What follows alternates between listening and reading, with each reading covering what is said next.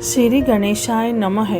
वक्रतुंड महाकाय सूर्यकोटि समप्रभ निर्विघ्नं कुरु मे देवं सर्वकार्येषु सर्वदा।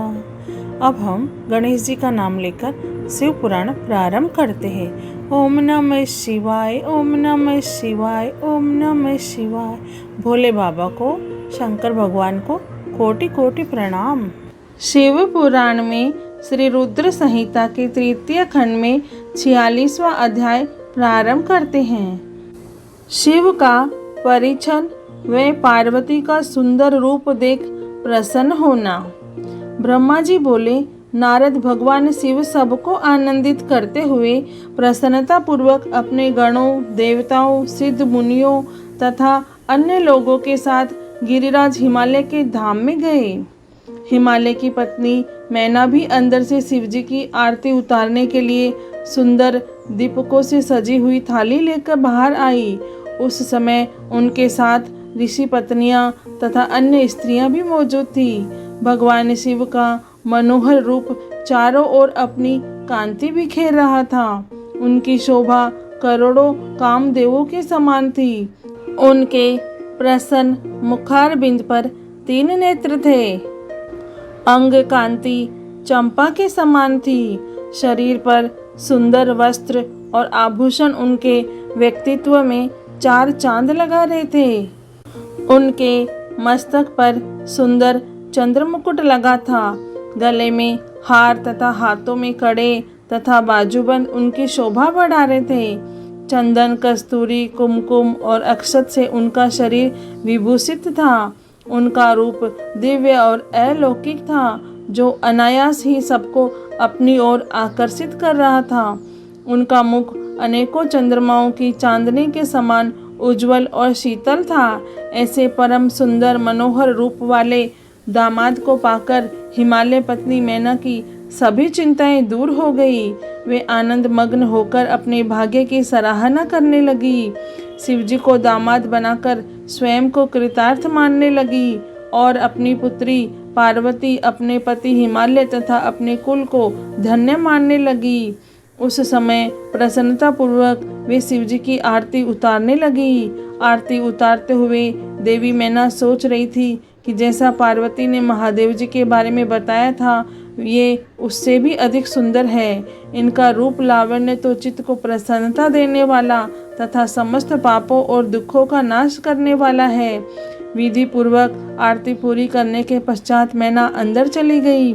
उस समय उस विवाह में पधारी युवतियों ने वर के रूप में पधारे परमेश्वर शिव के सुंदर, कल्याणकारी और मनोहारी रूप की बहुत प्रशंसा की। वे आपस में हंसी ठिठोली कर रही थी। साथ ही साथ अपनी सखी पार्वती के भाग्य की सराहना भी कर रही थी कि उसे शिवजी जैसे वर की प्राप्ति हुई है। वे मैना से कहने लगी कि हमने तो इतना सुंदर वर किसी के विवाह में भी नहीं देखा। पार्वती धन्य है जो उसे ऐसा पति प्राप्त हो रहा है।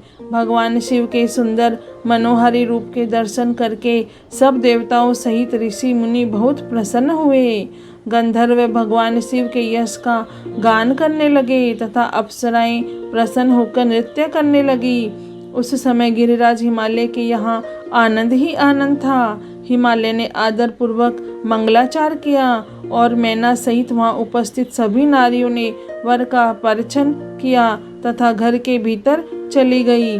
तत्पश्चात महादेव जी व उनके साथ बारात में पधारे हुए सभी महानुभाव जनवासे में चले गए। तत्पश्चात साक्षात दुर्गा का अवतार देवी पार्वती कुलदेवी की पूजा करने के लिए अपने कुल की स्त्रियों सहित अपने अंतःपुर से बाहर आई। वहाँ जिसकी दृष्टि भी पार्वती पर पड़ी वह उन्हें देखता ही रह गया।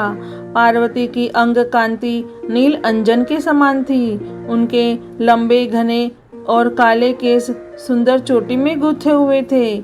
मस्तक पर कस्तूरी की बेदी के साथ सिंदूरी बिंदी उनके ऊपर लावण्य को बढ़ा रही थी। उनके गले में अनेक सुंदर रत्नों से जड़े हार शोभा पा रहे थे। सुंदर रत्नों से बने केयूर, वलय और कंकण उनकी भुजाओं को विभूषित कर रहे थे।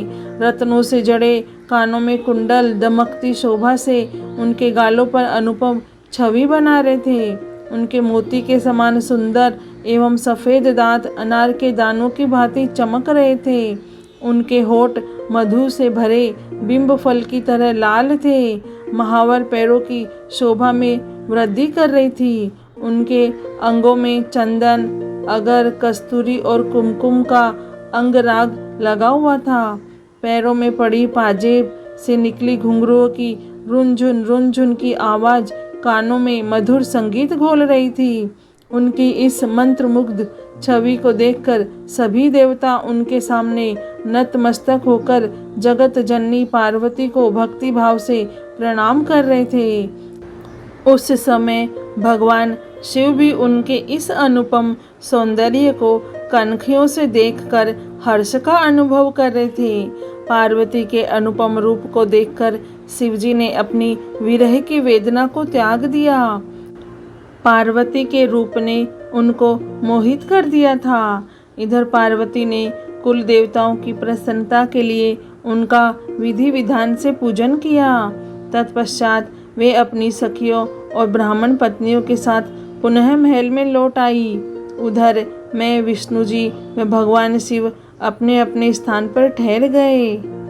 शिव पुराण में श्री रुद्र संहिता के तृतीय खंड में 46वां अध्याय पूर्ण हुआ। ओम नमः शिवाय, ओम नमः शिवाय, ओम नमः शिवाय।